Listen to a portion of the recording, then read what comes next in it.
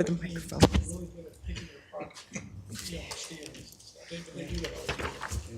All right, good evening.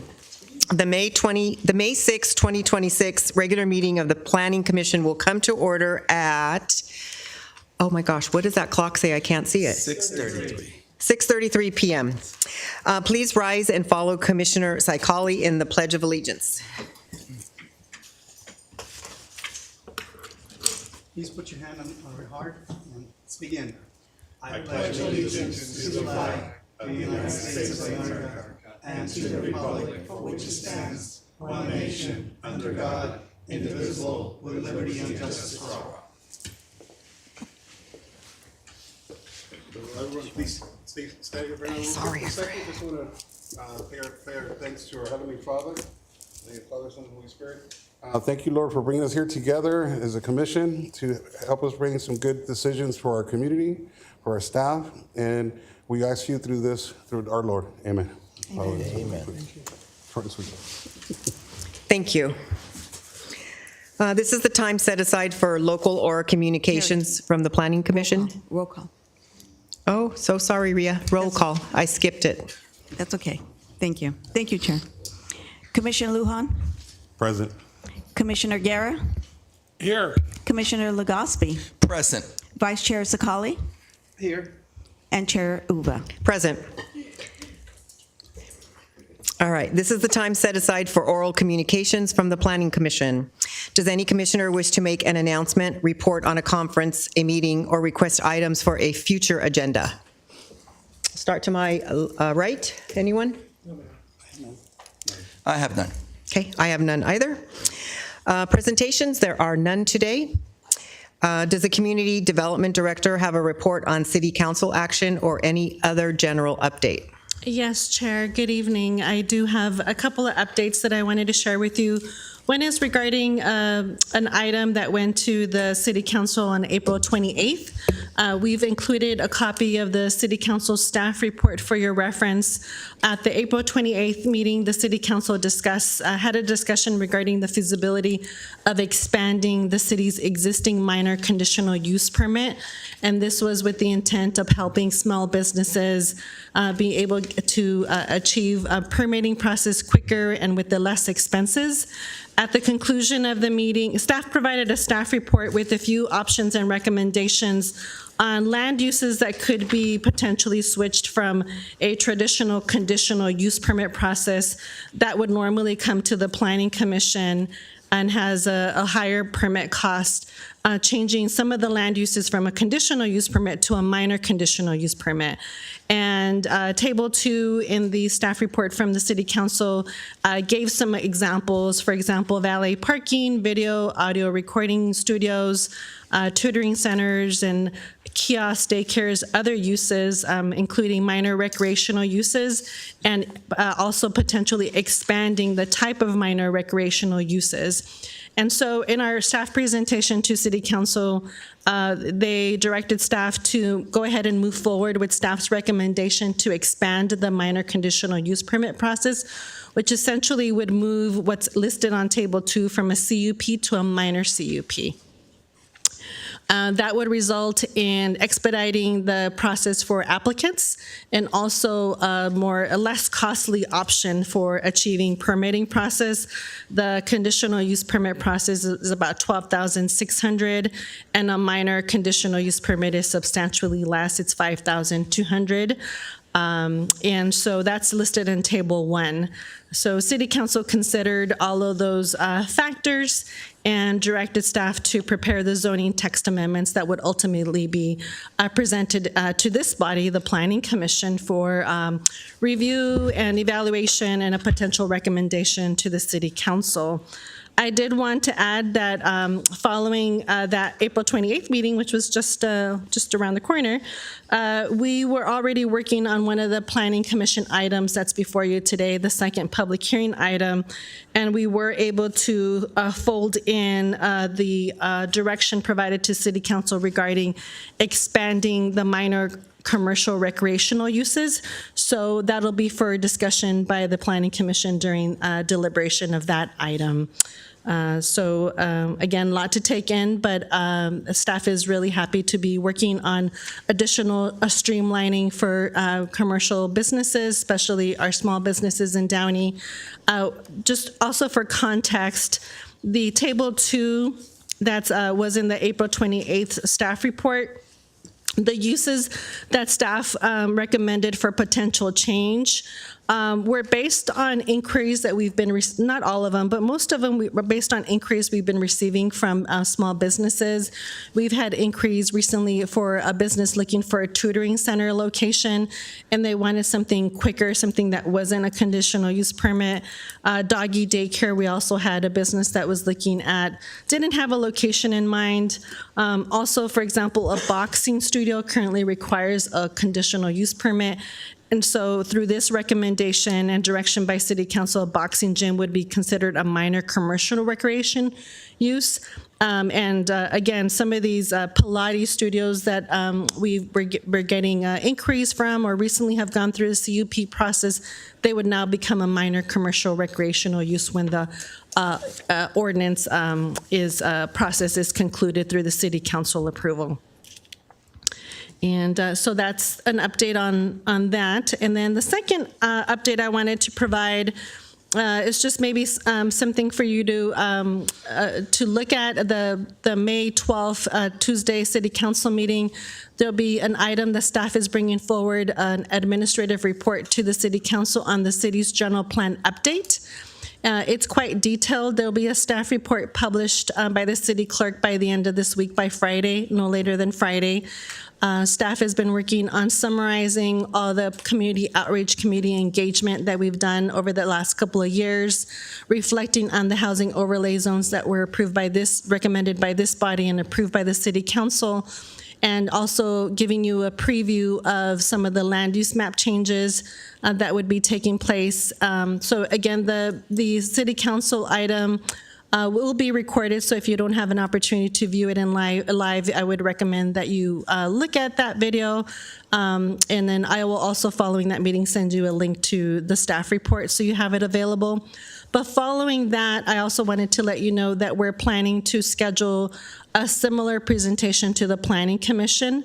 As soon as we have that date scheduled with our consultants, we'll send out an email to the group to make sure that you're able to attend that plan. It will be during a regular Planning Commission meeting.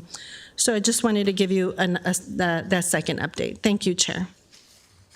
Just have a question. Is there a reason why the city is subsidizing the remainder of the permit? Yeah, so the City Council on a regular basis reviews the fees of the city, not just the planning fees, but all the fees of the city. And the entitlement fees are not the only fees that are subsidized by the city. That's by City Council action.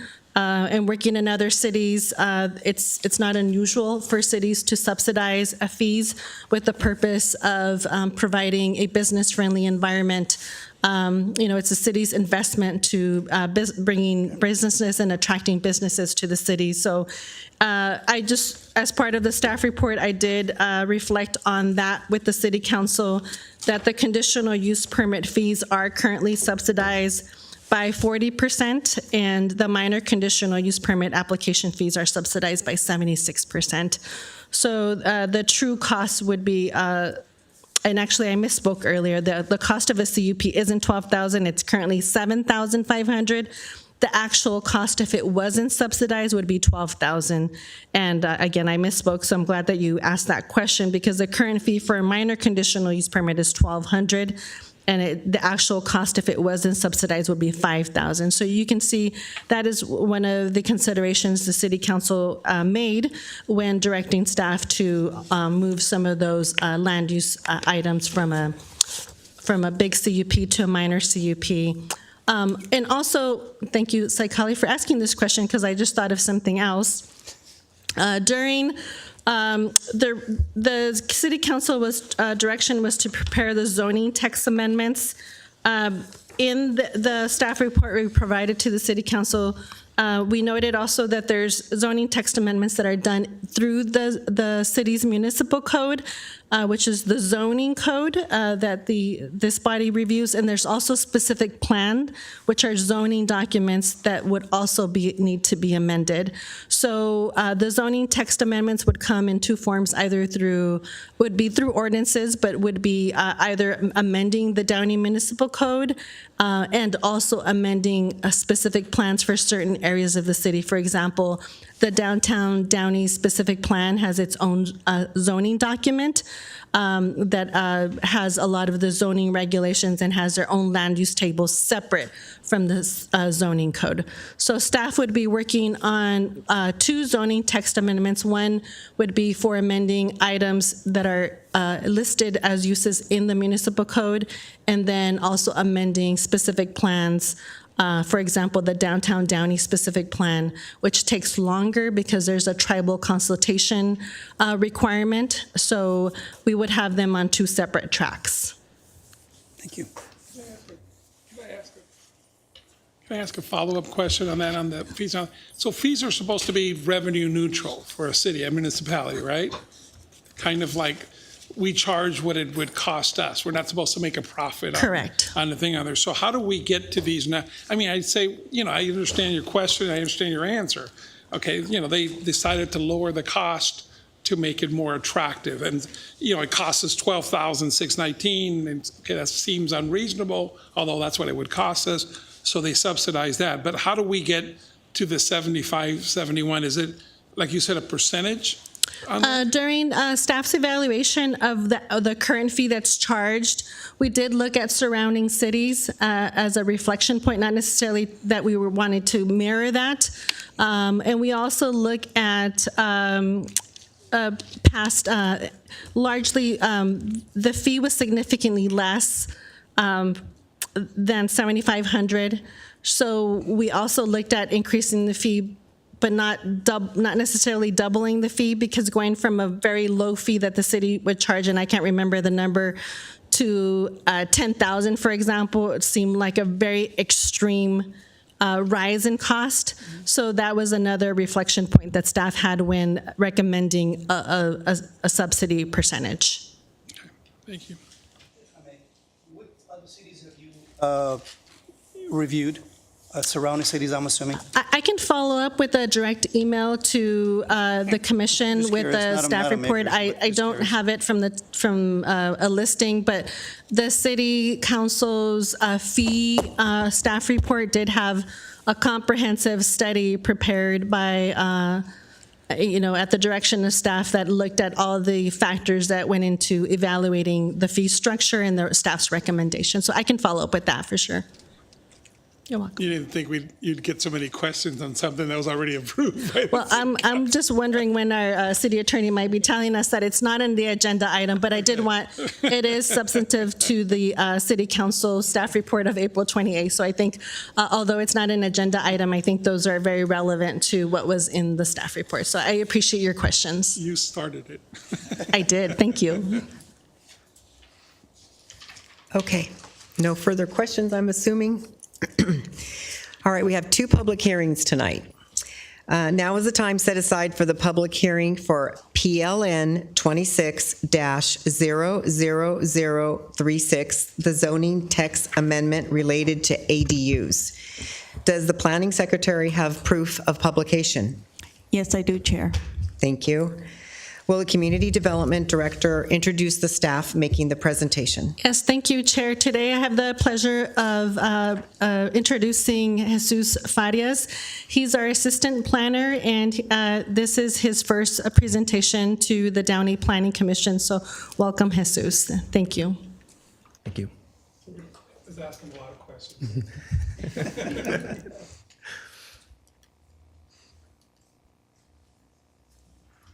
And we'll have a PowerPoint up on the screen just shortly. Good evening, Chair Uva, Vice Chair Sakali, commissioners, and members of the audience. The item before you is PLN-26-00036, a zoning text amendment to Article 9 of the Downey Municipal Code relating to accessory dwelling units and junior accessory dwelling units. Since the legislative creation of accessory dwelling units in 2016 with SB 1069 and AB 2299, a total of 17 bills have been passed to amend the California Government Code sections applicable to ADUs and junior ADUs. The city established an ADU ordinance in 2018 and previously amended the adopted code in 2023 and 2025 to remain in compliance with state law as amendments were made at the state level. Since the most recent amendment, 2 additional bills were passed in the 2025 to 2026 legislative session. AB 1154 and SB 543 became effective January 1st, 2026. Can you hold on for just a second, please? I don't have the presentation on my screen. Am I doing something wrong here? It should just. We can take a quick pause. If we can have IT check Commissioner Saikali's screen. He doesn't have it on his. I was gonna be doing this.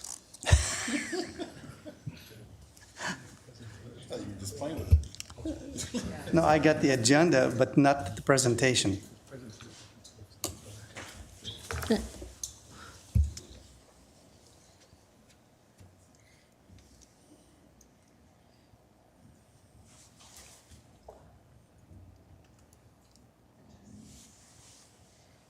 Thank you.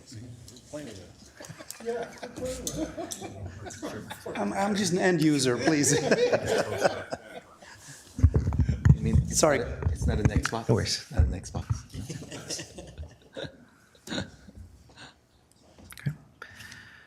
Assembly Bill 1154 carries 2 major provisions. It limits cases in which an owner occupancy covenant is required to junior ADUs that share sanitation facilities or bathrooms with the main dwelling. The owner occupancy requirement does not apply to JADUs which do not share sanitation facilities or bathrooms or otherwise do not have direct access to the main dwelling. This bill also mandates that JADUs be rented for terms longer than 30 days, consequently reinforcing the state's long-term housing supply. To clarify, there is a provision mentioned in the staff report in your agenda packets regarding the prohibition of parking requirements for certain ADUs. This provision was not chaptered into the government code as part of this bill, and no amendments are proposed relating to this provision.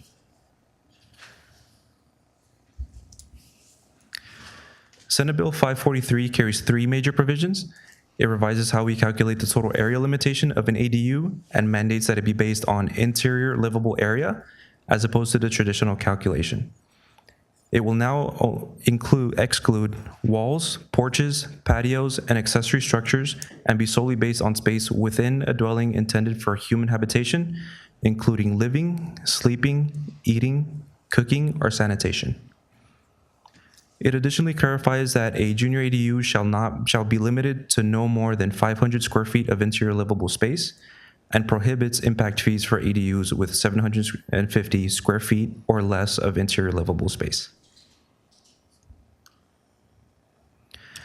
The proposed ordinance primarily makes amendments that align with AB 1154 and SB 543, along with technical corrections to improve the readability and implementation of code sections that are already consistent with state law. The proposed amendments ensure the adopted ADU ordinance remains compliant with state law, provides clarifying language to assist staff and the public, and corrects typographical errors. Pursuant to Government Section 66326, the city staff shall submit this amended ordinance to the Department of Housing and Community Development within 60 days of adoption for compliance review.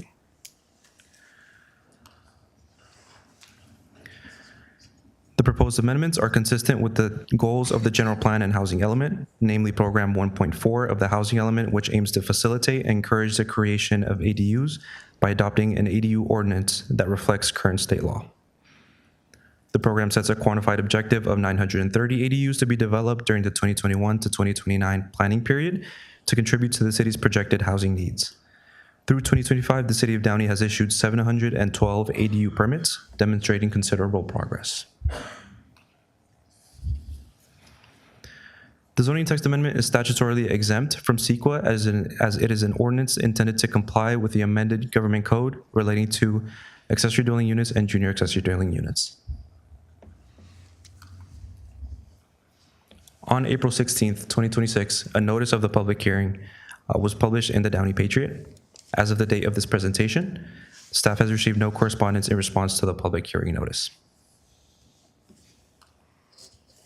Therefore, staff recommends that the Planning Commission adopt Resolution Number 26-40062, approving PLN-26-00036, thereby recommending approval by the City Council of an ordinance amending Article 9 of the Downey Municipal Code relating to accessory dwelling units and junior accessory dwelling units. This concludes staff presentation. I am available for any questions. Thank you. Thank you. Very nice presentation. Do any of the commissioners have questions of staff? I do. Sure, go ahead, Mr. Saikali. So for the junior ADU, that's 500 square feet or less. Commissioner, do you mind please turning on your microphone? Oh, microphone. Well, there's technology challenge today, sorry. aren't you? Got my voice loud enough. Okay, apologies. So if a ADU less than 500 square feet would not be, the city would not be imposing parking requirement. What are the parking requirement? So Commissioner Saikali, I could assist with that question. For JADUs, because they're converted from existing area, the state law says conversions do not require any parking requirements imposed by the city. So by state law, we cannot impose any. So there is no parking requirements for them. Okay, thank you. That's all I have. Commissioner Guerra? I have a question. So on a current ADU, I saw the state law changing that it can't be a short-term rental. Does our ordinance do the same thing, I guess, if we added, does it matter if it's a JADU or an ADU? I build one in my backyard and I want to make it for BRB and so forth. Can I do that or no? Thank you, Commissioner. Yes, that was already the case for any residential unit within the City of Downey, so it only reinforces our current municipal code. Okay, so right now I can't rent out something on one of the sites on their short-term rentals, right? Under 30 days, okay. That is correct. You can for 30 days. And the other one is, you know, kind of piggybacking on our commissioner's other question on there. So we can't make any parking requirements whatsoever, right? For a JADU or an ADU? So there's a list of exemptions that do qualify for ADUs. Majority of them are conversions, right? If you have an existing area and you convert it to an ADU, no parking is required. And also if you're within a half mile of a walking distance of a public transit, we cannot require any parking requirements. If you're outside of those areas, the city could impose a one-car space per unit that could be located on the driveway open. So it doesn't have to be required to be enclosed in a garage or carport. Because, I mean, that's, you know, obviously that's the concern. I mean, we all want more housing, but an ADU, I mean, we have those 712, and I mean, we had 3 in 2018 and now 146 this last year. And that's what it gets you. You got 712 new ADUs in 5 years, and let's say each one is just a young couple with 2 people. That adds 2 cars to it. So, you know, we all want more housing, but I don't want to live next door to a whole street full of ADUs. But again, I understand it's not the city's fault. This is the state telling local government what it has to do, which is absolutely ridiculous. And that's another big brother thing, that they don't give us the funding. They don't help us out for any of that. And yet they tell us what to do. So sorry, not your fault. You did a great presentation on your first one. Thank you. I have another question regarding the setbacks. So in the pamphlet that you provided us, can you clarify what is the front setback? Because it's not really very clear how far up on the front. Right now, it's standard like maybe 30, 35 feet on normal residential. Setbacks from the sides, I mean, well, it could be 6 feet. Right now, you have them like 3 to 4 feet from the sides, but on the front, they can encroach onto the front property. How far up can they go up to the property line? I doubt if that is going to happen, but is there potential how far you can encroach? Yeah, great question. So in PC Agenda page 18, it does clarify what the front setbacks are. Subsection 2 does say any new ADU cannot be located within a front setback regulated by the underlying zone. So depending on what zone you are located in, that will regulate the underlying setback for the front. There's another provision that does say in state law that we cannot prohibit at least 800 square feet. So, for example, if the property is fully developed, there is no other location that ADU could be placed in the rear or the side, we will have to look at the front setback to create the ADU of at least 800 square feet.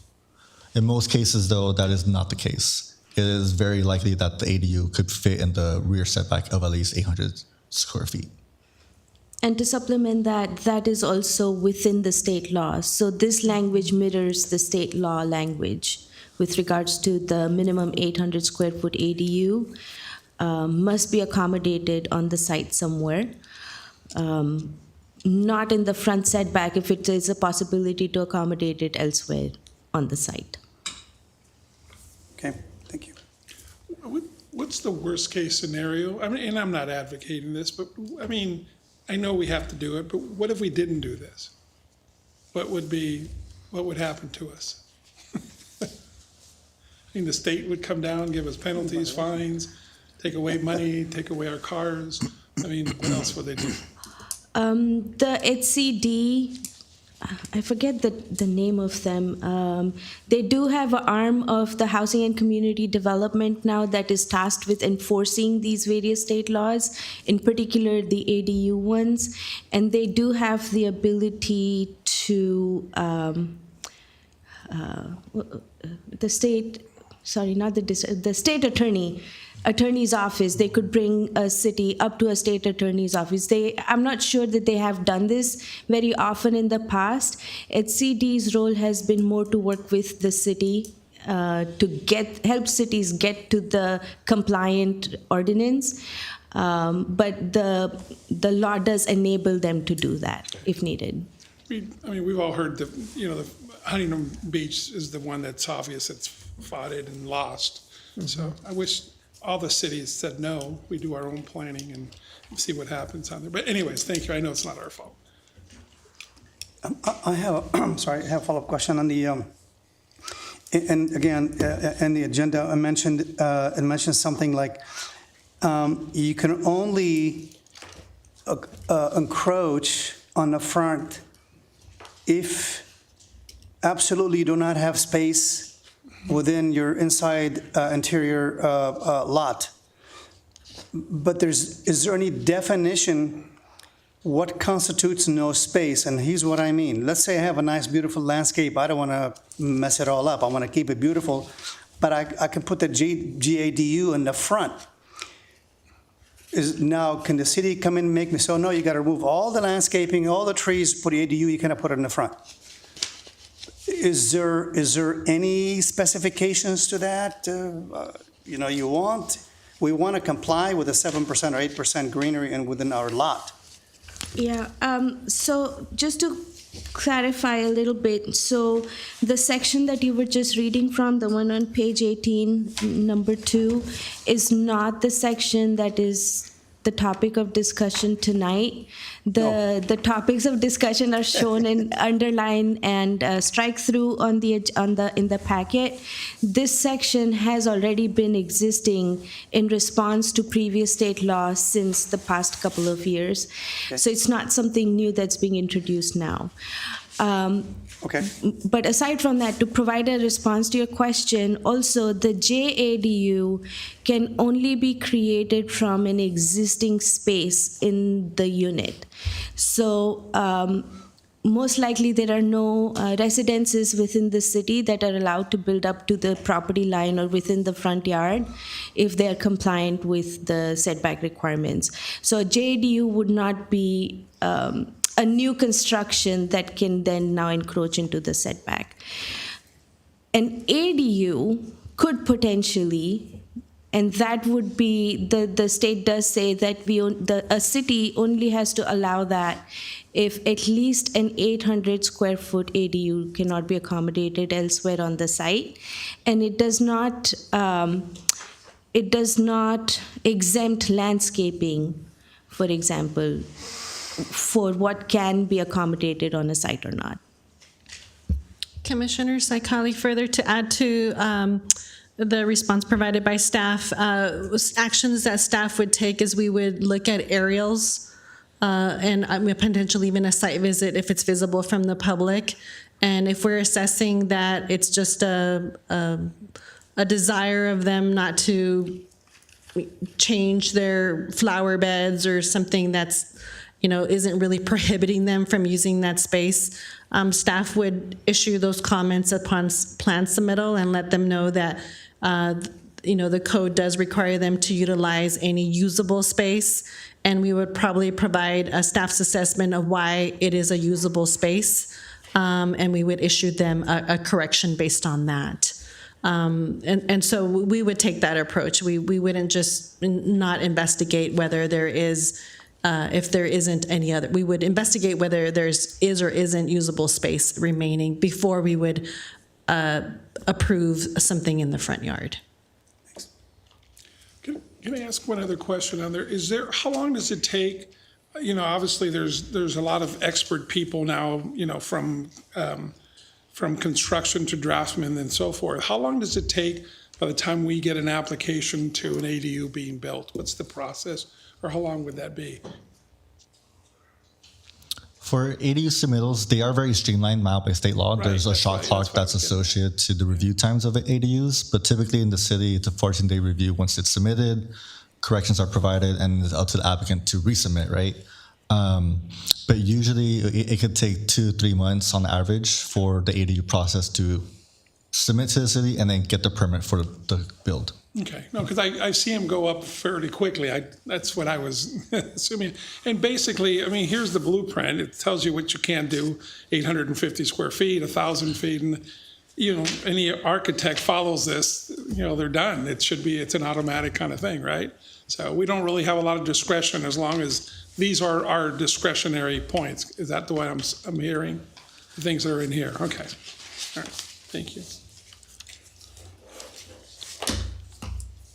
Okay, any further questions? I do. Sure.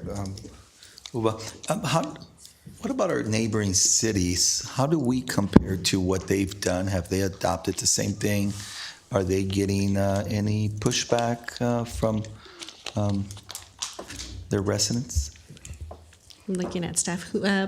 So I don't know specifically to give you an example of a city, but I can tell you that cities are being very diligent in keeping their ADU ordinances up to date, compliance with state law, because we don't, especially Downey, we do not want to lose our certification of our housing element.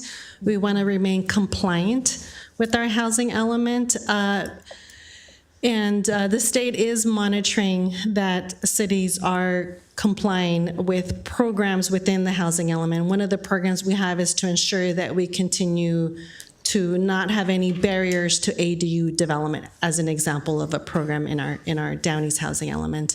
And maybe to further add to that, and this kind of reflects back on what Commissioner Guerra was asking earlier, is the city doesn't want to be susceptible to having a non-compliant housing element, because that triggers builders a remedy, which then allows folks to submit projects to the city that don't have to adhere to our zoning code.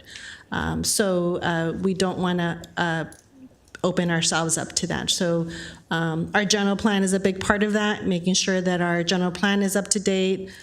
Staff is making sure our ADU ordinance is up to date. And then at the same time, we're looking at streamlining, but specifically for ADUs, we just want to make sure that we stay in line with what we said we were going to do in our housing element.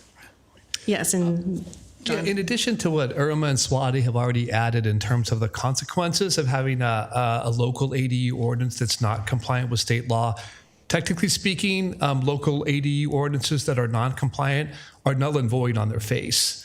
The state can make that finding.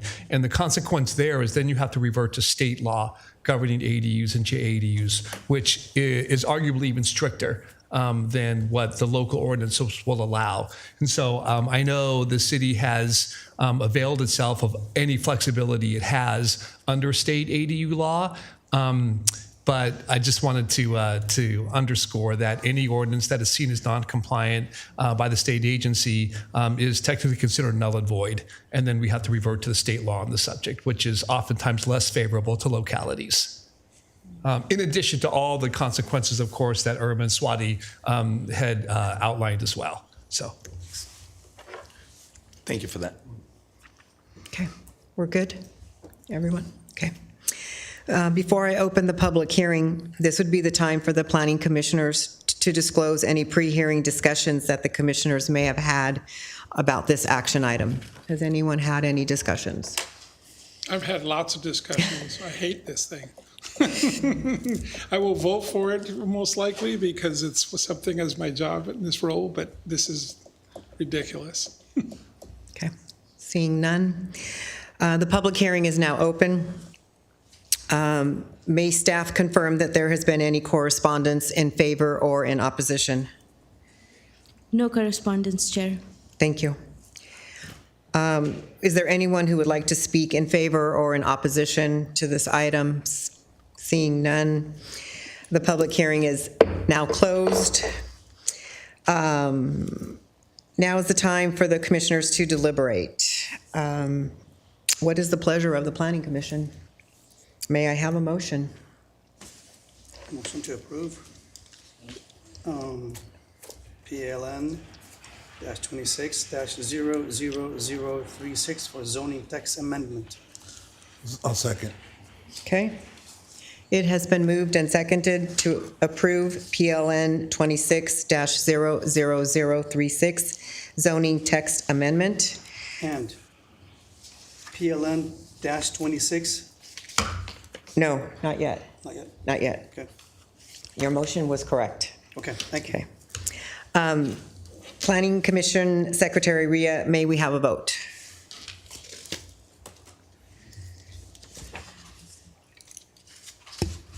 Motion passes with a vote of 5-0. The action of the Planning Commission is a recommendation to the City Council. The item will be heard at the City Council at a future date that will be noticed to the public in a similar manner as today's Planning Commission meeting. Members of the public are welcome to provide additional testimony. Okay. Moving on to our next item. Now is the time set aside for public hearing for PLN 26-00019 zoning text amendment relating to various sections of Article 9 of the Downey Municipal Code. Does the Planning Commission Secretary Rhea have proof of publication? I do, Chair. Thank you. Will the Community Development Director introduce the staff making the presentation? Yes, Chair, our Deputy Director, Swati Meshram, will be presenting tonight's item. Thank you. Good evening, Chair Uva and Planning Commissioners. I'm waiting for the, oh, there you go. Okay, so the item before you tonight is a zoning text amendment to various sections of the Downey zoning ordinance, clarifying review authority, streamlining project reviews, ensuring consistency with various state laws, and certain residential development standards and other non-substantive cleanup edits. The zoning ordinance is Article 9 of the Downey Municipal Code, which was comprehensively updated in 2008. Various sections have been updated on an as-needed basis since then. It is typical to update the code periodically to align it with the changing land use patterns as well as state legislations. Today's proposed amendments will do exactly that, along with some minor cleanup. The action before you tonight is to make a recommendation for City Council consideration. This is a lengthy and a text-heavy amendment, so for ease of understanding all the changes that are being proposed, I have categorized them into 4 major topical areas, which are shown on your screen. So the first one is state and federal law compliance, streamlined review process, clarify ambiguities in the zoning ordinance, and lastly, some amendments that are related to enhancing quality of life and allowing some flexibility in development standards. First, I will talk about the state and federal law compliance. One of the biggest change I would say is in aligning the zoning code with Senate Bill 450. Senate Bill 450 further strengthens what is known as SB 9. SB 9 is the Senate bill that applies to single-family residential lots, allowing them to either split their lot to allow for more units, as well as to allow 2 units on the same lot, achieving an overall 4-unit development on a single-family lot. Senate Bill 450 clarifies the SB 9 and limits the cities to apply only those development standards that apply to single-family units in the underlying zone. So the amendments in front of you today clean up the City of Downey's municipal code as related to SB 9 unit size, height, open space, setbacks, landscaping, construction noticing, a requirement of LEED certification, etc., aligning the SB 9 regulations with Senate Bill 450. Another amendment before you tonight is the definitions, application review requirements, and approval process to align the code with the state density bonus law. Recognizing that the state often updates its density bonus law as well, the code amendment tonight will also make it so that the DMC the Downey Municipal Code does not need to be updated every time. Other minor definitions are also being updated to make them compliant with various state and federal laws, eliminating age limits as appropriate. Thank you, Commissioner Lujan. I just noticed we do have another memo in front of you, so there were some clarifications from the agenda packet, and those clarifications have been provided in a memo format to you, but my presentation covers everything in that memo as well. The next section that we are talking about is streamlining of review process. Staff is recommending various options to streamline the review process. I'm going to go over them briefly, and I'm happy to discuss them in detail if Commission would please to do so. The few proposed amendments are change the approval authority from Planning Commission to Community Development Director for planned sign program approvals as well as for special event permits. Staff is also recommending modification of definitions for commercial recreation and minor commercial recreation to allow health and fitness gyms, boxing gyms, Pilates studios, and other similar uses to be considered minor and be reviewed under the Development Director authority. This ties back in with the City Council report that the Director mentioned earlier today. Another amendment is to simplify process for application withdrawals and also refunds for the application fees.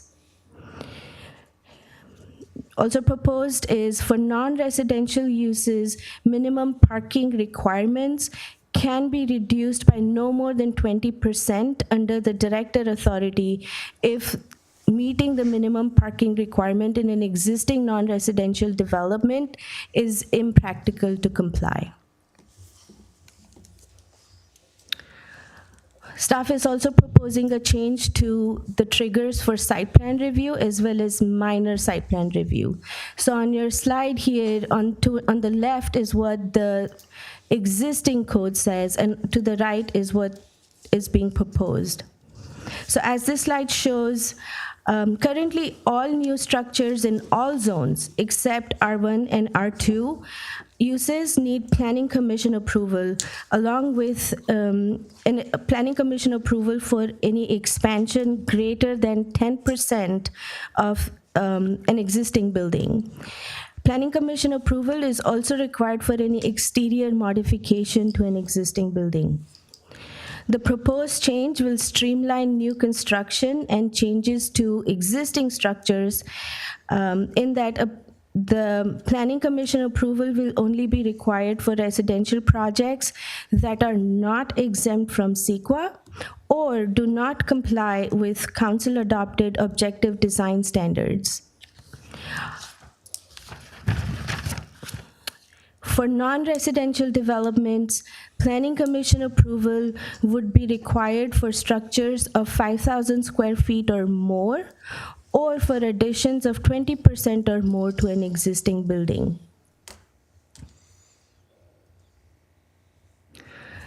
That recommendation compares with the recommendation for change to the triggers for minor site plan reviews, which can be reviewed and approved through the director authority.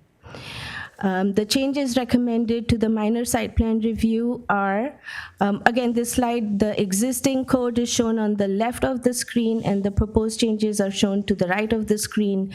A few items that are proposed to be moved to minor site plan review criteria are notably an expansion of an existing building, as long as that expansion is less than 20% of the existing size of the building within a 5-year period. Can I ask a question on this? Yes. If I may. I see the outdoor dining structures, that, those things that, we keep talking about it, with an existing restaurant in a non-residential zone. How about, does entertainment play in here at all? Yes, Commissioner, that's a great question. So, site plan criteria and conditional use permits, those are two different types of approval, as you know. Conditional use permit is required for entertainment uses, so that would still continue to follow the requirements for a conditional use permit public hearing. So if it requires a conditional use permit, it would come to Planning Commission.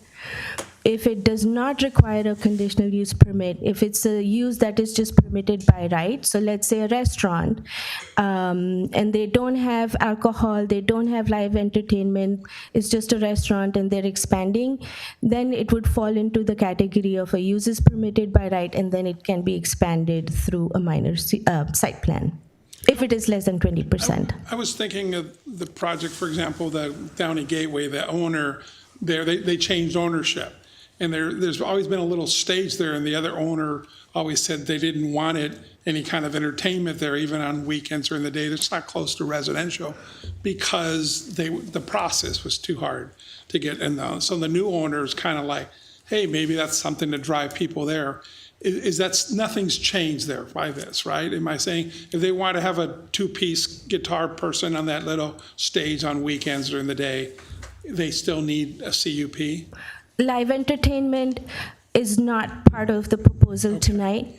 Not to say that it may not be considered or reviewed and come back again for any kind of a discussion in front of the commission and council in the future. Okay, thank you. Chair Guerra, I do want to add to that. Live entertainment was part of the staff's presentation on April 28th. There was a table that I referenced earlier during my director comments that where I was focusing on highlighting the uses that would change from a CUP to a minor CUP, but the City Council also had a separate table that they considered of land uses that would remain as conditionally permitted uses, and that included live entertainment at all times would continue to be a conditional use permit, and so that they reinforced that through that council action, that would not change. That would still continue to come to the Planning Commission. Okay. Thank you. Sorry. Thank you. So any new residential projects that are 10 units or less, and if they're exempt from CEQA, could be reviewed through a minor site plan process. A side note here, there is a Senate Bill 684, that already requires a staff level review for these kind of projects. So this would also align the minor site plan review process with that Senate bill.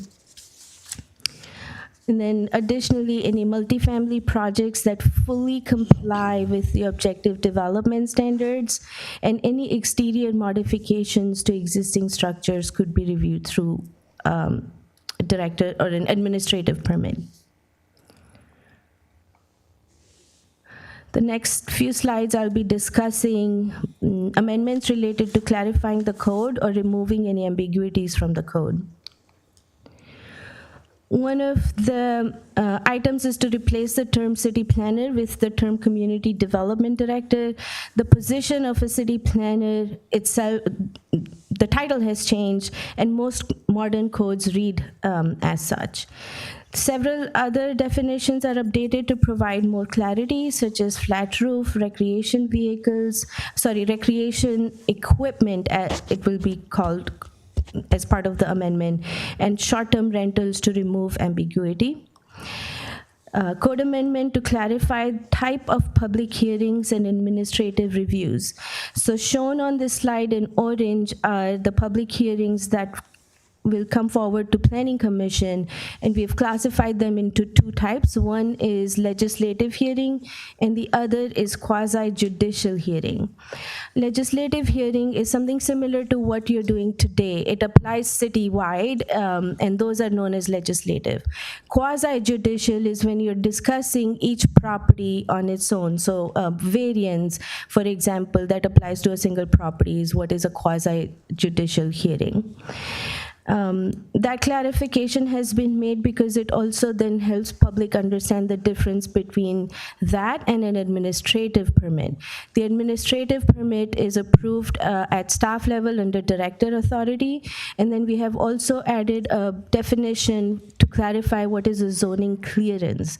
A zoning clearance is something that is reviewed by staff but doesn't need a permit. So think about a business license application, for example, or building permit plan check, and the zoning compliance review of those types of permits would fall under zoning clearance.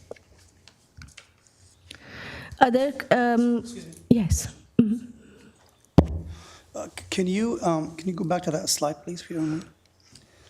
Can you tell me, since you clarified the ambiguities, what is so ambiguous about city planner? Oh, the title, the city planner position doesn't exist anymore. The title has been changed to Deputy Director of Community Development Planning, which is my role. So my title is in city planner. So because you changed the title, is no longer valid. The I city can planner is no clarify longer that. valid. I can clarify that, Commissioner Saikali. So there was once upon a time that the city planner was a position in the community development department that was solely reviewing, was acting in a director capacity to review all projects under the zoning ordinance, or the role of the projects that come to the Planning Commission and others that are administrative. The department has evolved. The director, me as a director, but other directors have had the authority in the past to guide and review projects and provide guidance to staff on the interpretation of the code or applying the code. Staff acts as a delegate as to, in the past, to the city planner. The director, traditionally, even when there was a city planner, the director would still continue to play that role. So the code isn't consistent with the actual practice of the department even before I became director. So the reason this is creating a clarification is it's really clarifying and memorializing what actually happens in real life. In addition to that, the position of city planner continues to be a classification that the city has in our HR records and has a pay scale. But in addition to that, we also added the deputy director of the planning division, which is Swati's position, recently within the last couple of years. And so there's a secondary position that's also playing a role in the community development department. So for those two reasons, it's really now memorializing what happens is that the staff, including the deputy director, acts as delegates of the director in reviewing projects and applying the zoning code.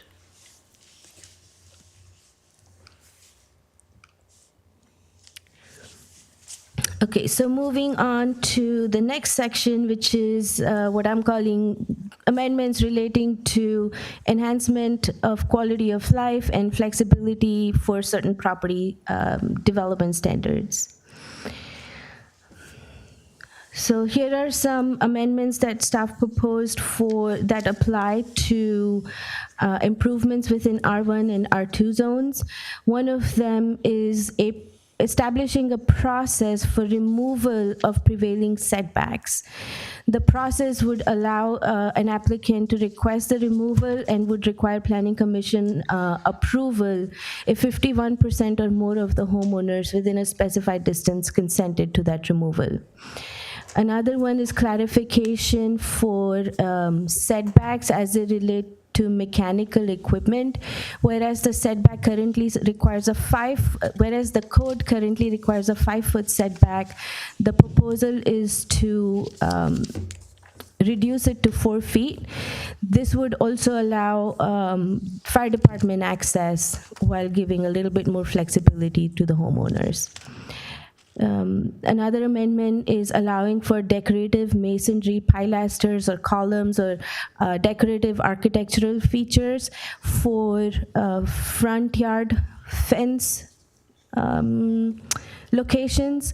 The front yard, within the front yard, the fence is limited to a height of 42 inches, but this would allow some, and it has provided, the code provides specifications on how that may be achieved, but certain features can exceed that height. Yes. Question. The allowance of 42 inches, it used to be 36 inches in the past? I'm assuming if you have a pilaster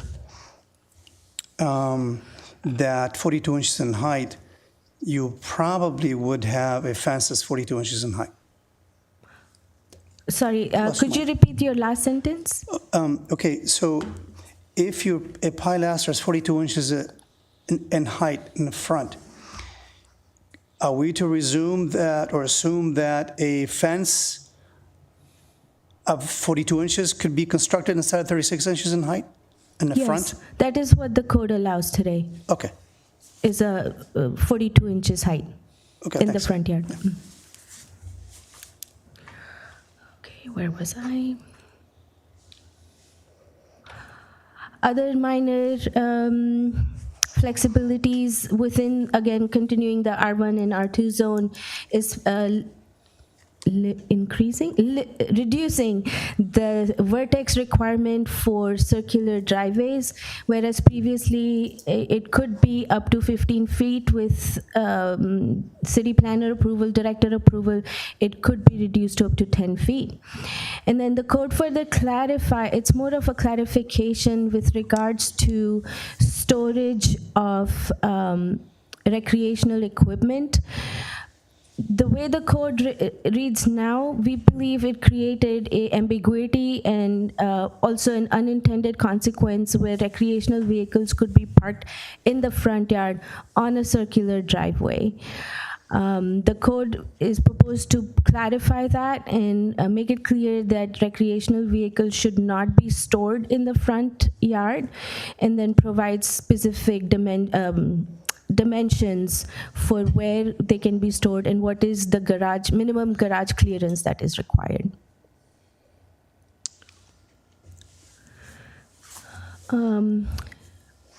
Another. Can you go back on that, on the recreational part? Yeah, so, okay. And that includes a boat? Yes, we did. Staff is proposing an update to the definition, and the definition has been made broader. It includes both motorized as well as non-motorized recreational equipment. So I see people bring their boats out of storage, park them in the street in front of their house because they're going to go next week. They're going to go to the river or the lake and so forth. Is there a time period, or is there no time that a boat on the trailer is allowed, either in your driveway or in front of your house? And that's okay if you don't know. That's too specific. I can answer that question, Commissioner Guerra. The code amendment doesn't. Our current code doesn't have a time frame, and neither does our recommendation. For my code enforcement is under the Community Development Department, and I have a whole other team that works on enforcing the code. And so at this point, staff didn't consider a recommendation for allowing a time frame. I can tell you from a code enforcement perspective, operationally, the complaints that we respond to are not the folks that are getting their trailer from storage on a Thursday or Friday and leaving on a Sunday, or you know, for that weekend family trip. The majority. Right. The reason I pause is because I'm kind of thinking of all the cases that we have, and a lot come through my desk. are long-standing trailers, boats, RVs that are stored. They're not folks that are taking the family trip.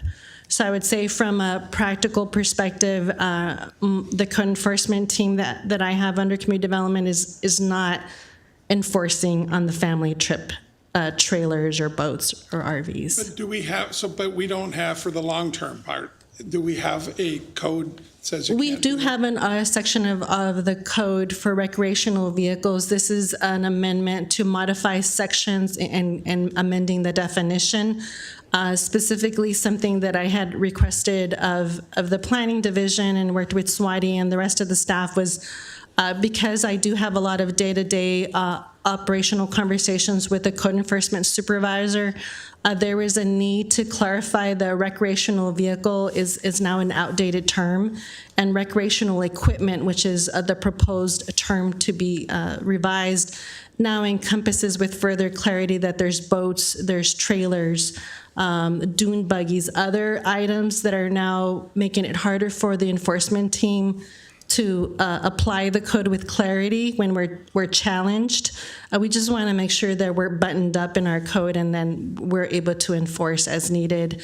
And if it does become challenged, that there is an ambiguity. So this is what the intent of this clarification is. Thank you. But to go back to a simple question now, and I don't mean the weekend one, we do have some code in there that says, and I don't care how long, that you can't park your boat on a trailer in Yes, your driveway indefinitely. Commissioner Gary, yes, there is a separate code that the code enforcement team applies, that the vehicles need to be up on private property. There's a specific time frame for when somebody parks on the street. Okay. I believe it's no more than 72 hours. Right. That's parking enforcement through the police department, but code enforcement also partners with the parking enforcement folks.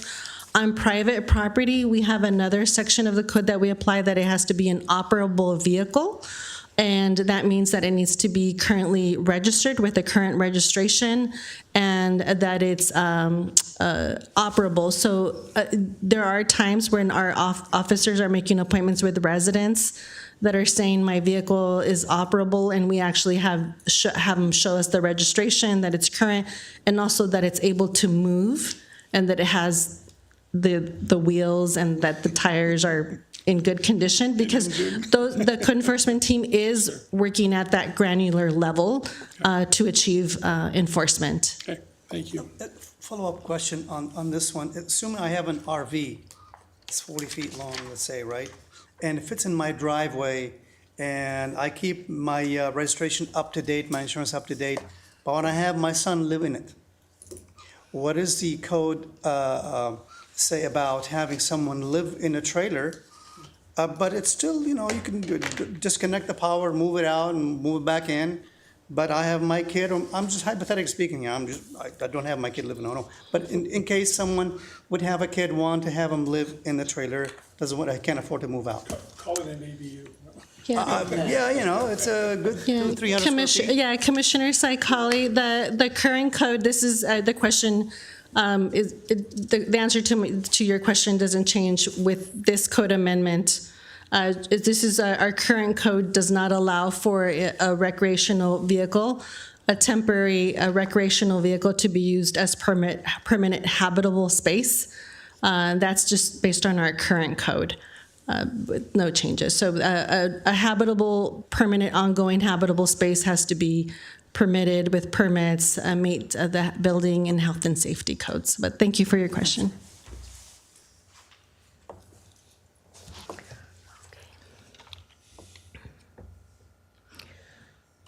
Okay, and this is my the last slide as far as the proposed amendments. Staff is also proposing creation of new standards that would apply only to construction projects that are within 500 feet of an existing residential use. The construction is proposed to be limited to 7 a.m. to 7 p.m. Monday through Saturday only.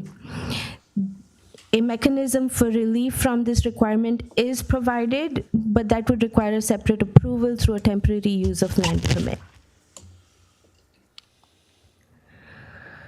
The proposed text amendment is categorically exempt from CEQA pursuant to what is known as a common sense exemption, because CEQA only applies to projects that have a potential for causing a significant effect on the environment. Because the proposed zoning text amendment is solely a policy decision, not involving any physical change or disturbance to the environment, it can be said with certainty that there is no possibility that the activity in question will have a significant impact to the environment. Notice for this public hearing was published in the Downey Patriot on April 16th, and as of the date of this presentation, staff has received no correspondence or response to this public hearing notice.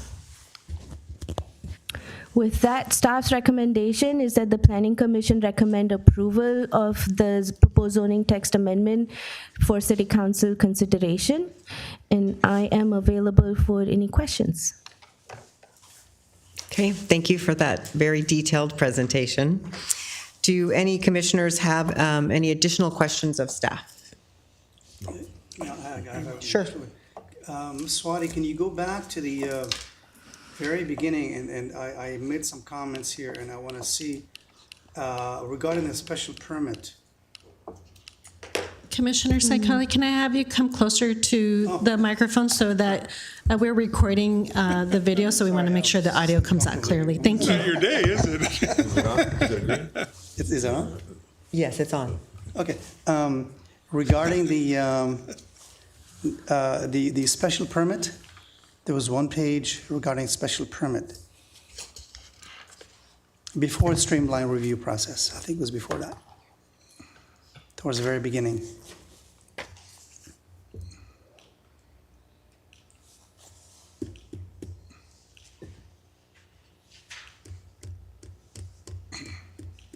Stop me, Commissioner, if you see the slide that you're looking for.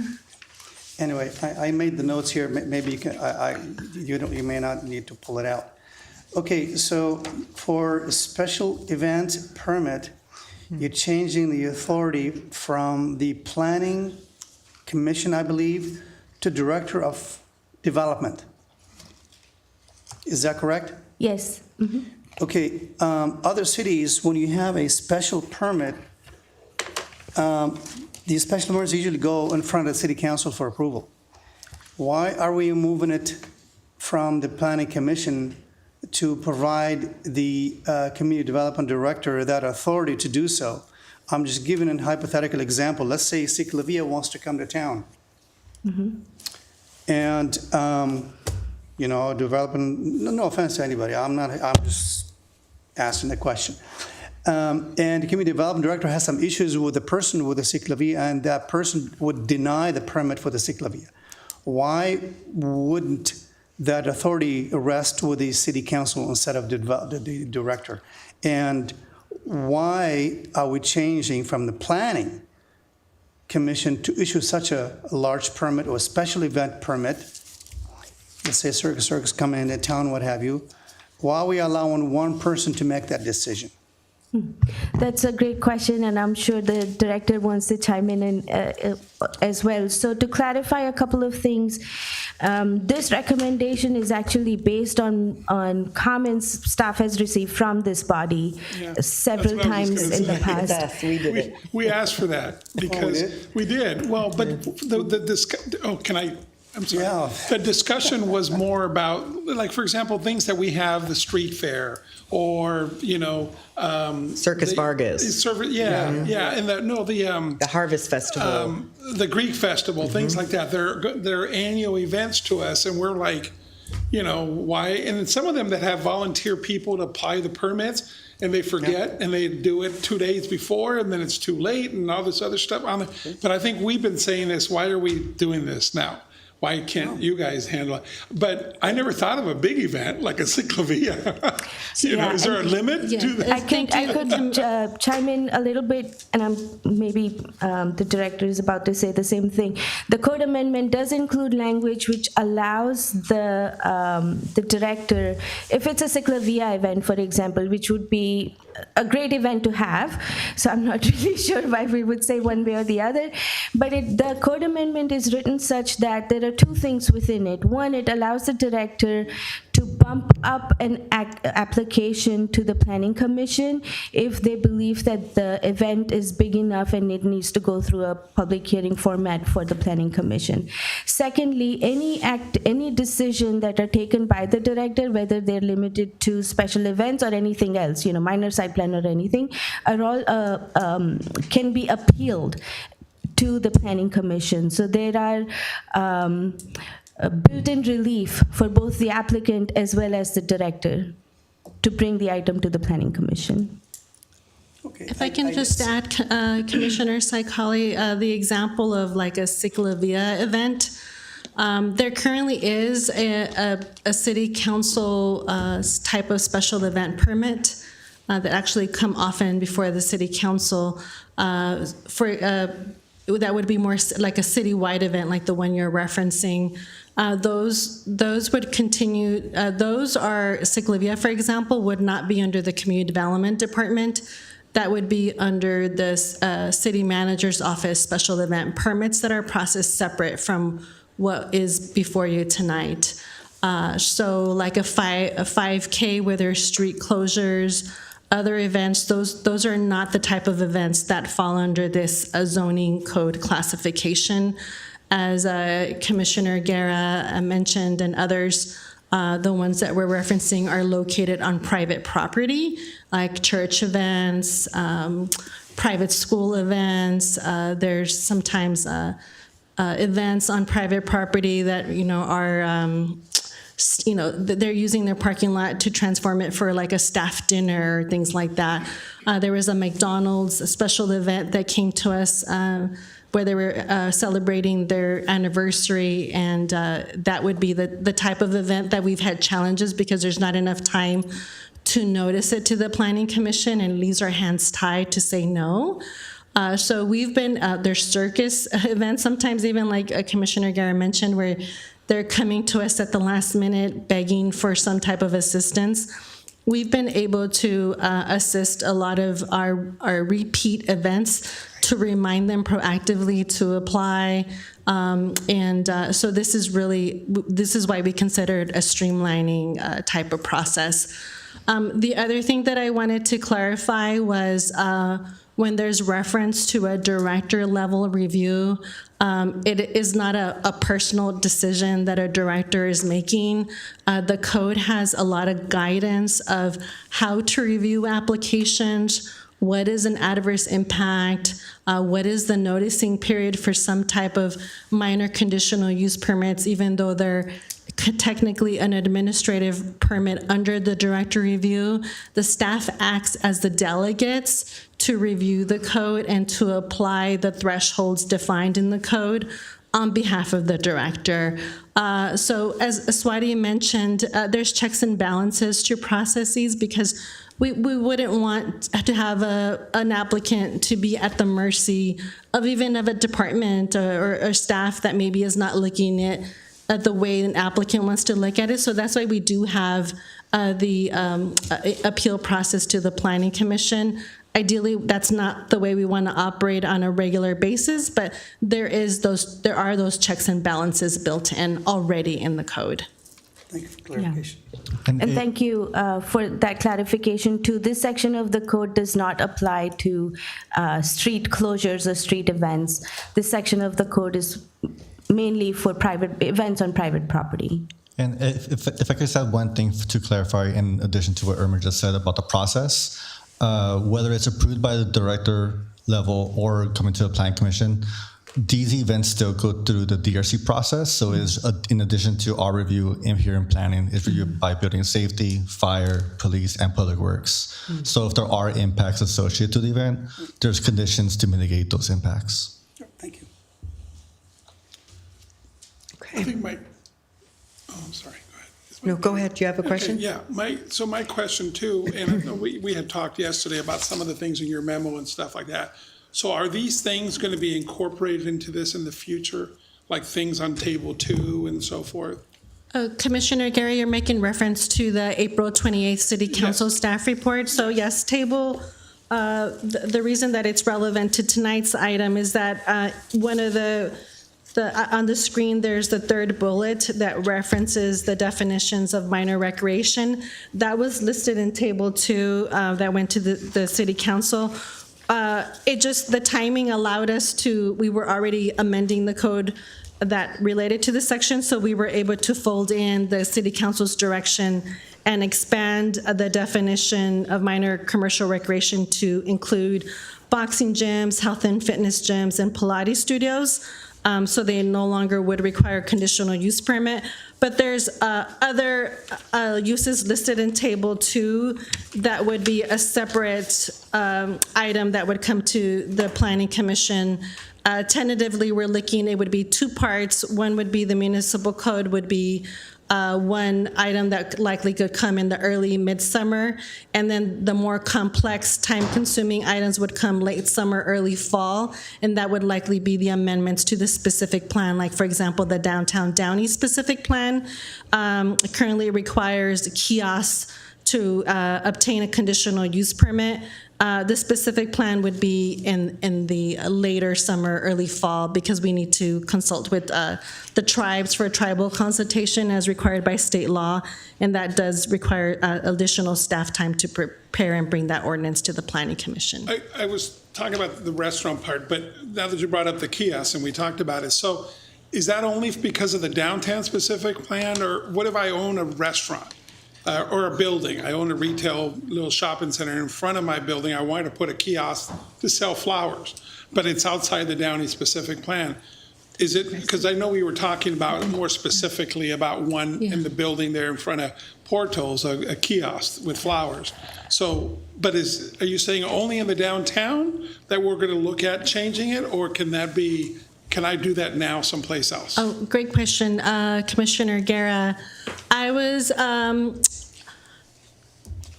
I was referring specifically my example, and this Table 2 takes the most strict application of kiosks, which is the downtown Downey specific plan requires a CUP.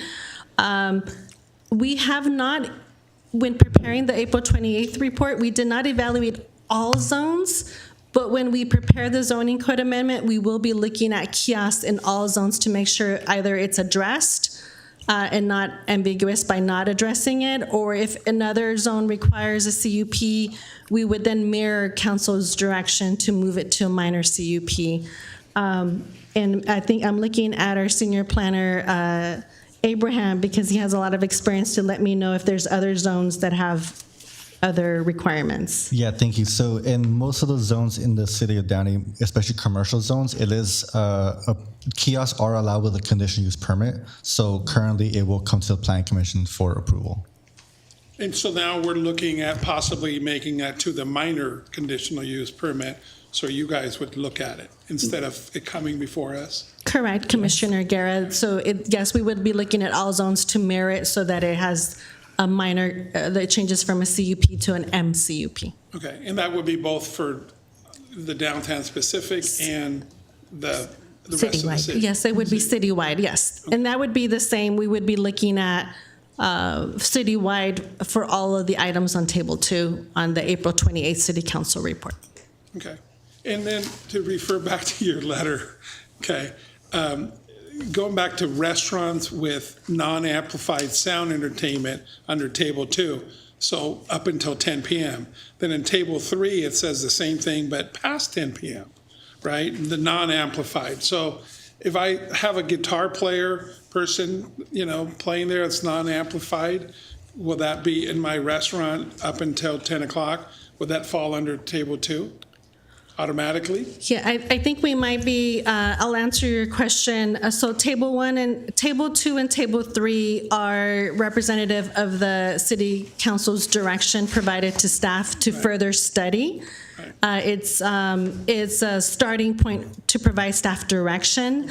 We have not conducted all the analysis to make a full recommendation 100%. That would be doing that to come to the Planning Commission.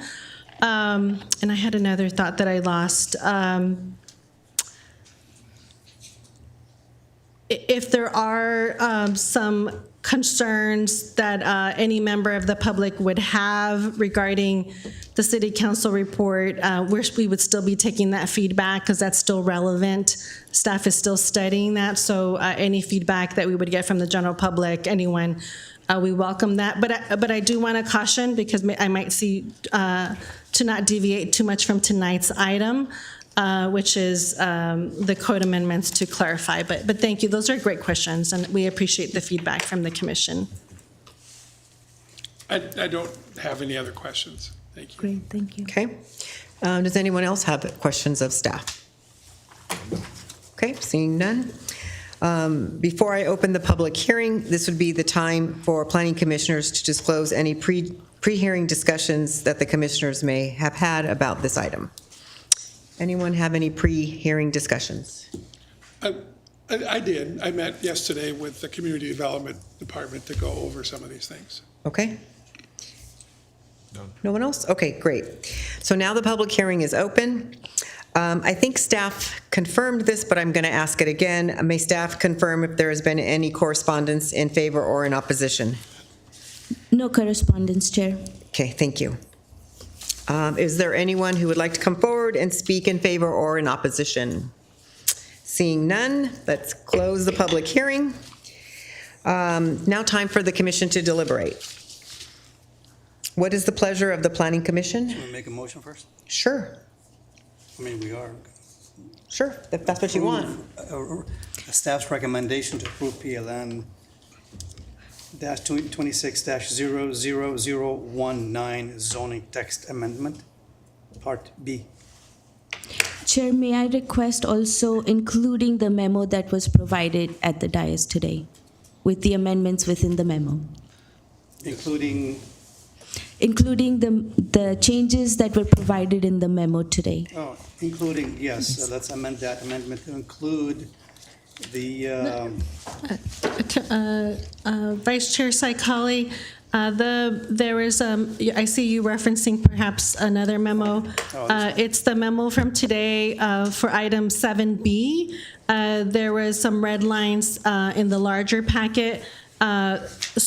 Swati's presentation referenced the corrections in this larger packet, and it's items that were inadvertently omitted or missed, and so we just wanted to make sure we provided those. So just clarifying that your motion includes staff's changes provided tonight.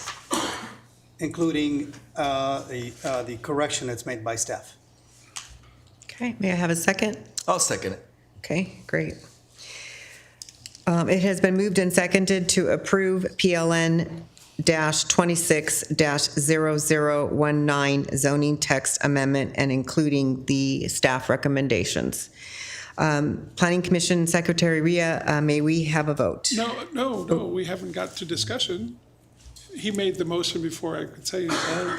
Sorry? Okay, go ahead. Yeah, it's like, wait a second. Sorry, let's go ahead. Anyways, because I think this is good, okay, and I will vote for it. My concern, and it's good, it simplifies things and reduces, it hurt all of us and so forth, but I wanted to make sure, and I mentioned this to him yesterday, it doesn't go from too much simplified stuff coming to the Planning Commission versus nothing coming to the Planning Commission, where staff makes all the decisions, whatever. I don't believe that to be true on there, but I'm just saying there's a fine balance. So I just want to go on the record. I mentioned that to him yesterday. This is really good. It does clarify it. It gives a lot of leeway, and it clears up a lot of things that shouldn't be here. I don't want to have to be voting on the Greek festival every year, kind of thing on there. That should be, staff should be able to take care of it. Okay, then maybe we should clarify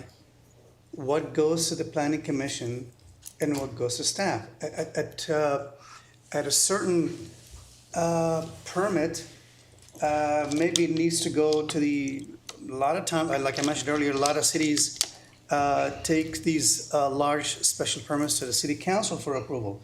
In advance of that, whatever that they're doing, the project that we're working on, like I mentioned, Ciclavia, they go in advance, like say 2 or 3 months in advance to pull a permit because it takes a long time. There's a lot of preparation involved. Are we to define when the staff take that special permit to the planning commission? At what level? Is there a cost involved? Is there, how large is the permit? So many variables involved here. If we don't clarify it, then everything's going to go to, in this case, will be the director of development, which adds more responsibility onto that person. And you may actually get none. Really, if they don't have to come to the planning commission, why would they? Well, I look at that agenda page 28 where it clarifies some of the things there. It really does get into it, certain this and certain that. So there's a lot, I don't think it's everything in there, but that was one of my initial concerns, and I talked it through yesterday with the planning department staff and so forth, and I mean, if you're right. If you wish, we can discuss the exclusion of large special permits.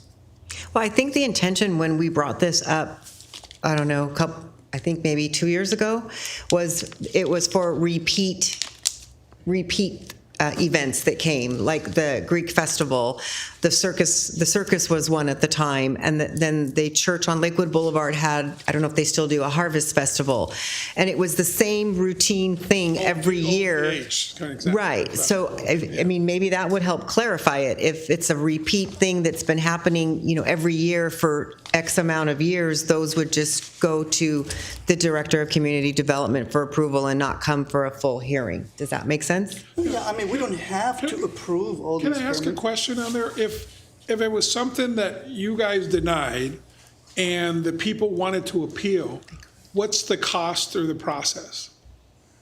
The appeal process, the appeal fee is 50% of the application fee. So a special event permit, I'm going to have to get some assistance from staff. Cost? From memory, the special event permit is about $500, give or take, a ballpark. So the appeal process will be half of that cost. Okay, so it's reasonable for them to appeal it before the planning commission if you guys denied it and they felt strongly about it, right? It is reasonable in that. Yes, Chair Guerra, it's reasonable.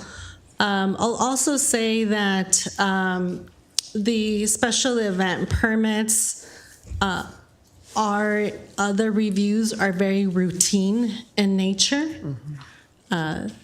The setups and layouts, although the site may change for a special event, it's typically taking place in a parking lot. Applicants just naturally know not to block driveways, stay away from landscape setbacks. We have found the applicants are very practical when they're applying.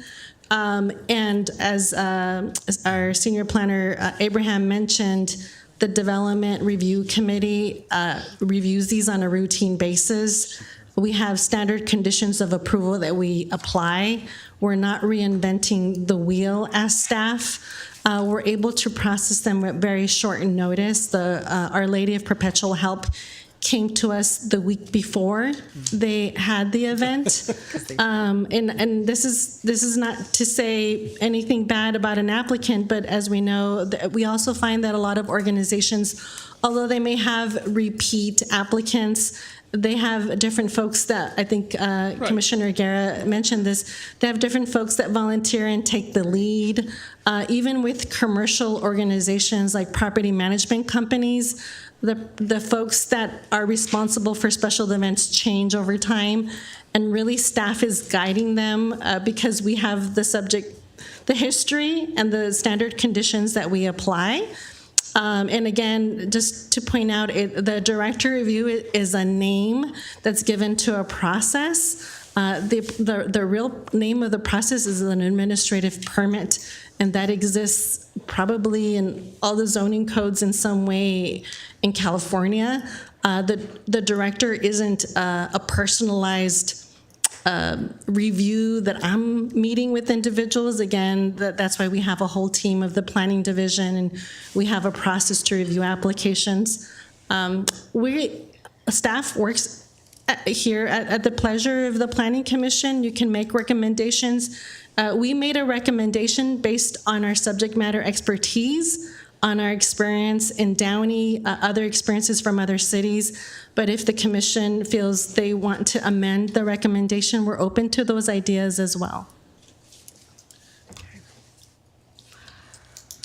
Like I said, I felt comfortable with it, and it does streamline a lot of different process. It streamlines, for example, I mean, it's got to take 2 or 3 weeks out from an event if they approve it versus us, or waiting for us to come to it and so forth. And obviously, they have the judgment, know the rules, and most of the time, we're going to follow their recommendation when they come to the Planning Commission.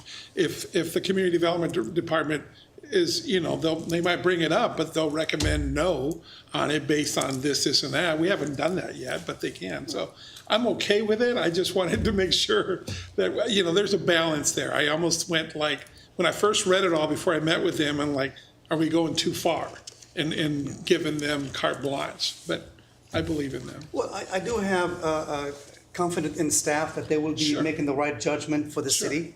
And if the incumbent wants to file an appeal, then we'll deal with it then. I think it's just fair. It takes a lot of this, like you mentioned, repetitive permits that we don't have to really, it's not that crucial. It's just a permit for an event. What was the other one that we actually said, why are we doing the sign ordinance? Remember, that was something else in this? The planned sign program for Yeah. the shopping center at the old McDonald's. Yeah. No, not that one. The one like the other ones. We've looked at 2 or 3 sign ones in the whole thing, and it's like, there's an ordinance, they followed it, and why were we approving it also, talking about the fonts when the fonts are already in the code, I think that was one of the examples that we had in the last year, so. Did you have a comment? Yeah, the Stewart and Gray one on there, yeah. Yeah, the Stewart and Gray. We did veto the ugly tower, and they never put it up. So, anyways, all right. Go ahead. Thank you, Chair. I do have 2 comments and the quick questions for staff. First, OLPH, I apologize on behalf of our beautiful OLPH for being here 1 week and stressing the staff out 1 week before.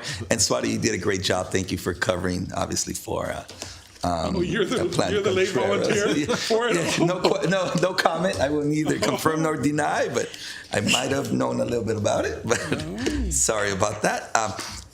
My question is on page 36, attachment A, 9534.18A as an apple, prevailing setbacks removal process.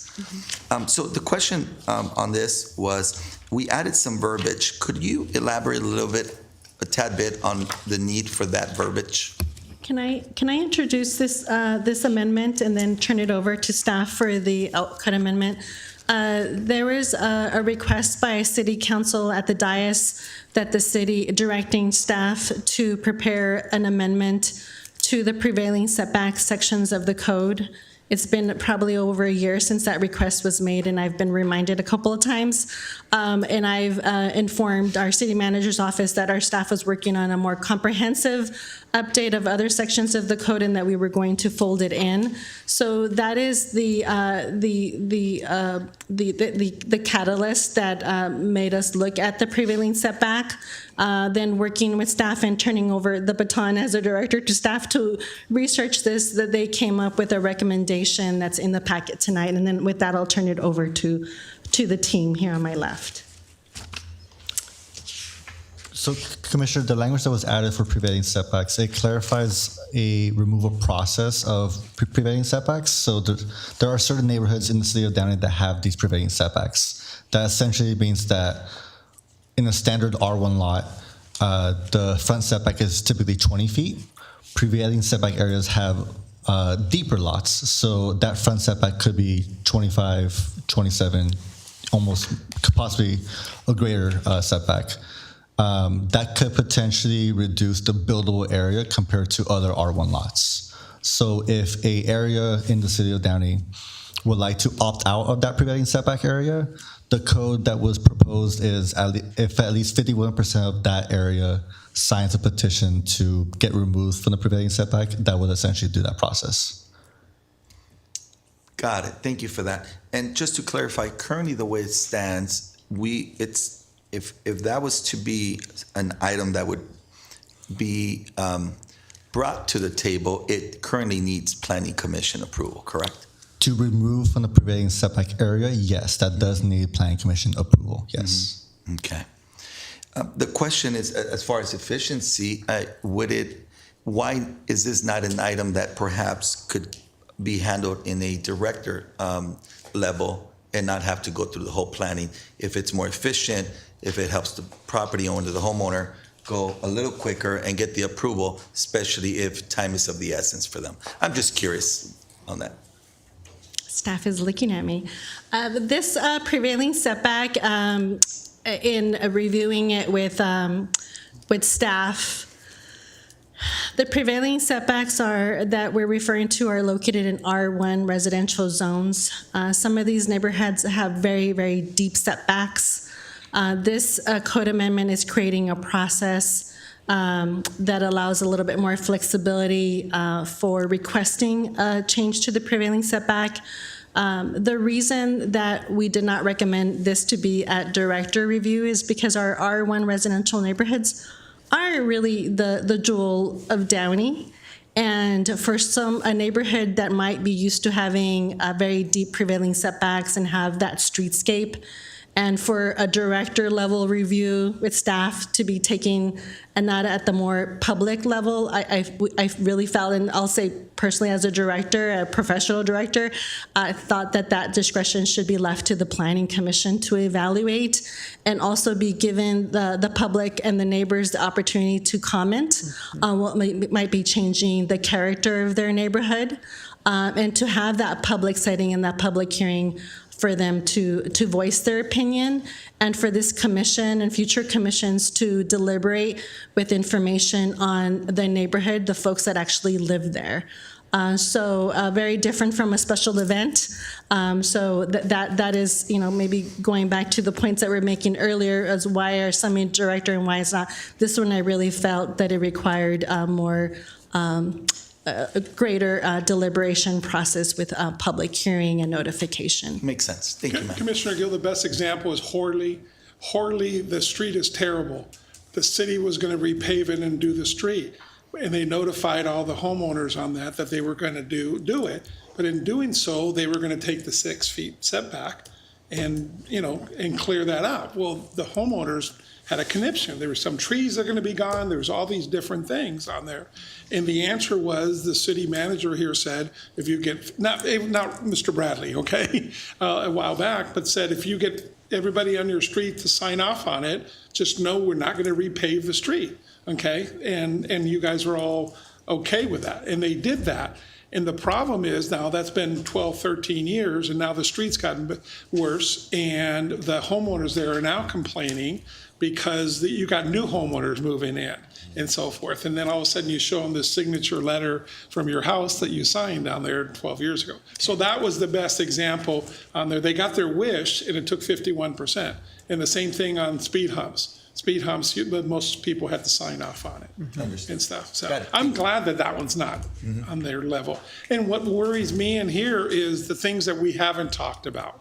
And the things that, I look at some of these code numbers and stuff. And like I said, you'd have to trust staff to, they could have pulled one on us if they wanted to. They're not going to, and they're not that thing on there. But what I'm saying is the things that I don't know that I would probably as a planning commissioner not want them to, that will continue to. Understood. But I have faith. Yeah, thank you for that. And Chair and Commission, if I may also elaborate, the amendment being proposed by staff creates a process to request removal and modification, whereas the current code doesn't really give a whole lot of guidance to staff. And so, the Planning Commission is staying the same, but we are adding additional language to provide guidance for removal, modification to the prevailing setback. Thank you for that. Thank you. Okay.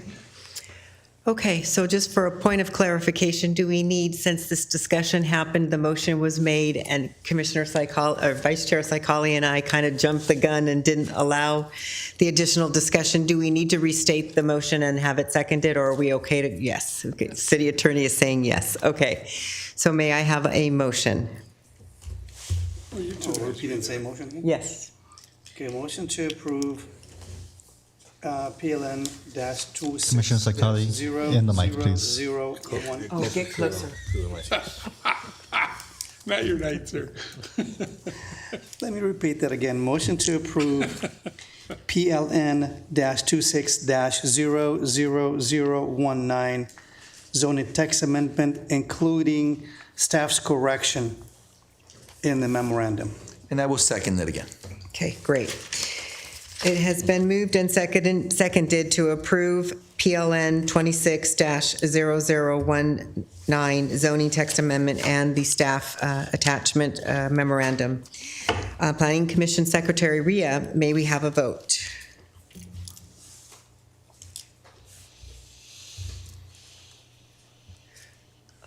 You need to Oh, I vote. didn't, no, You did? Motion passes with a vote of 5-0. You got problems tonight, don't you? Okay, great. The action of the Planning Commission is a recommendation to the City Council. The item will be heard by the City Council at a future date that will be noticed to the public in a similar manner as today's Planning Commission meeting. Members of the public are welcome to provide additional testimony. Okay, moving on to our last item, I believe, on our agenda. No, sorry, second to last item. Non-agenda public comment. Persons wishing to address the Planning Commission on any item listed on the agenda other than the public hearing item may do so at this time.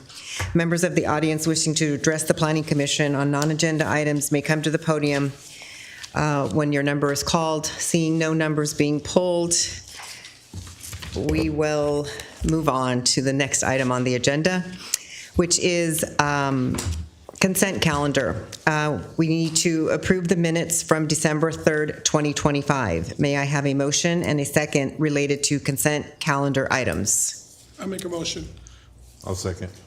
Okay, it has been moved and seconded to approve the consent calendar. Planning Commission Secretary Ria, may we have a vote?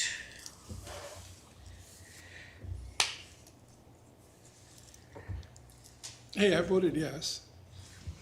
Consent calendar approved with a vote of 5-0. Okay, great. Other business, I don't believe there is any. Does the Community Development Director have any additional comments? I have a few comments. Well, one big one. I'd like to really thank our planning division staff, especially our Deputy Director, Swati Meshram, our senior planner, Abraham Luna, who have been working, being the city leads on the general plan update. That's a monumental project that cities take probably once every 20 years. And I look forward to you hearing more about it at next week's meeting in the presentation and also when we bring it to the Planning Commission. But I want to highlight that because they also work on other projects, guiding other staff members that are part of the team here today in bringing these other items, other entitlements, city staff-initiated code amendments that when you saw today. And it really takes a teamwork and the dedication and the professionalism to be able to deliver presentations like you received tonight. So I just want to commend them and thank them. They're a great team. So thank you. We agree. Can we add Ms. Ria in there? Ms. Ria is the superstar of our planning counter, and yes, when I say team, it includes Ria. Even folks beyond this room. So it's an amazing Downey team, and I just want to take a moment to thank them. Thank you all. Thank you, everyone. When is our next meeting? The first one in June, I think? Yes, Commissioner, we do not have an item for the next meeting in May. So first meeting in June would be the next upcoming meeting. First Wednesday in there, okay. Okay, having no other discussion, we are adjourned at 8:16. Thank you. Thank you, everyone.